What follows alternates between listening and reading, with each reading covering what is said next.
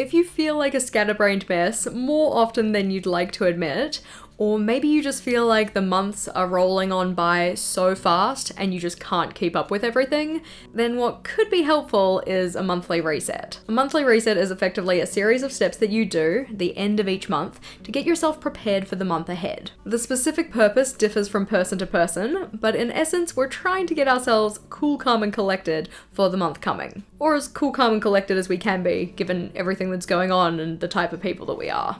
For me, the reset is a time to take stock, reflect, and consider my intentions for the month moving forward. What do I need to get done? What things are coming up? How can I start the month with my best foot forward? It's also a time to get my space and myself in as much order as I can, so that I can step into the new month in the best way possible. Today we're going to look at how to make a monthly reset checklist that is tailored for you, and this has 6 steps. The first of which is defining your purpose. Starting with purpose first is the way that I like to do pretty much anything, because if you don't know what you're trying to get out of something, then oftentimes you're not going to make the best something possible. It's like starting baking without a recipe, which I know some people can do it, it's not for me. As we said, the specific purpose will differ from person to person, but we are trying to use the reset process as a way to start the new month with the most clarity about what's going on, with our intentions clearly outlined, and with our space and system set up to be able to do that with as much ease as possible. Here you can see we're brainstorming some of the possible purposes you might want to give your reset process. For instance, thinking about your physical space, thinking about your physical self,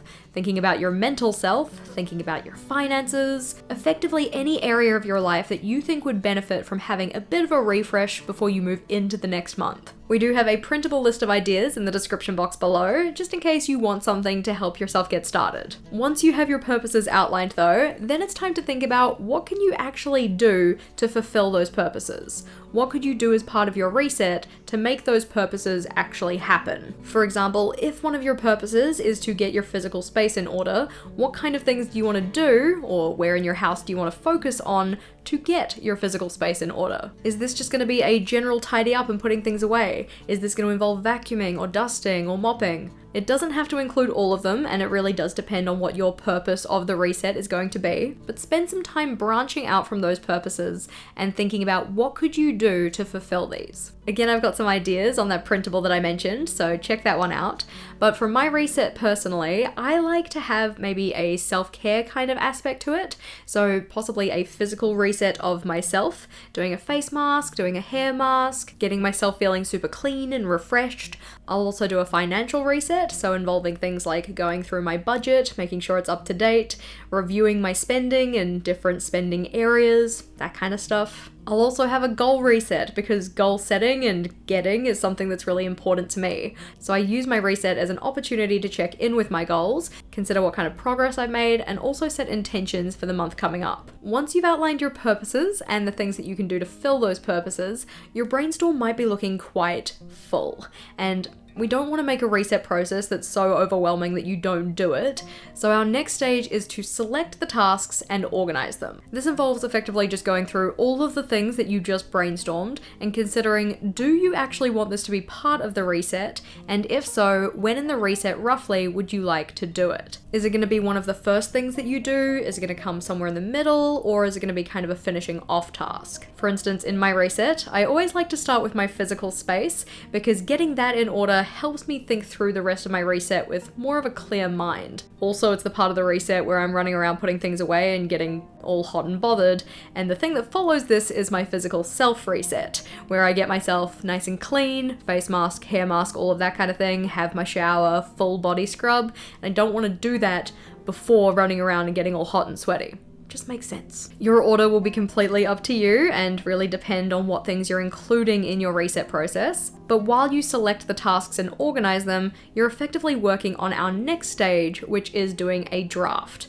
Now, I say draft here because I don't want this to be your final reset, because at this stage, you haven't given it a go, but we'll touch on that later. The draft is effectively a space to outline in order what are you doing as part of your reset. I recommend setting this up as a stepwise list in order of the way that you intend to do it. That way you can essentially use it as a checklist, which is why it's called a monthly reset checklist, so that each month when you want to do this process, you can scan your eyes down and know what is coming next. We did also say though, at this stage, this is a draft, and that's because you haven't done a trial run.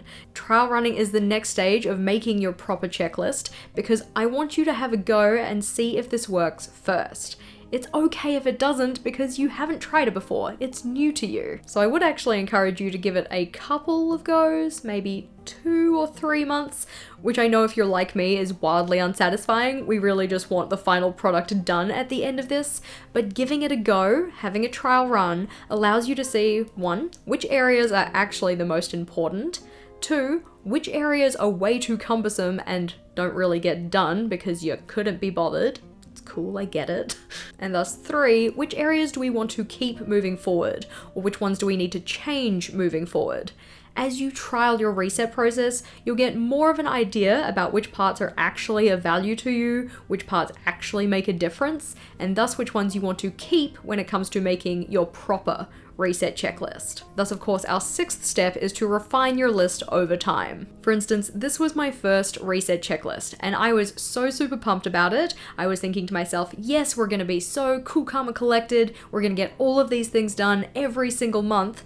And it was way too overwhelming. I could not do this consistently at all because there was just too much going on, which meant over time I needed to pare back. I needed to identify the parts that I found easier to do, the ones I found harder to do, and make tweaks as I went along. Our process to make the reset checklist has been figuring out your purpose, figuring out the tasks that fulfill that purpose, selecting those tasks, the ones you're going to keep, and organizing them so that you can 4, make your draft, and then 5, doing a trial run.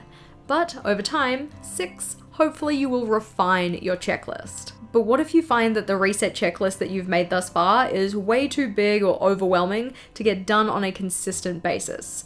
Well, I do have a separate video about how to make your reset checklist easier so that it's a process that you actually get done consistently, and I encourage you to check that one out next. Click or tap on that one and I'll see you over there.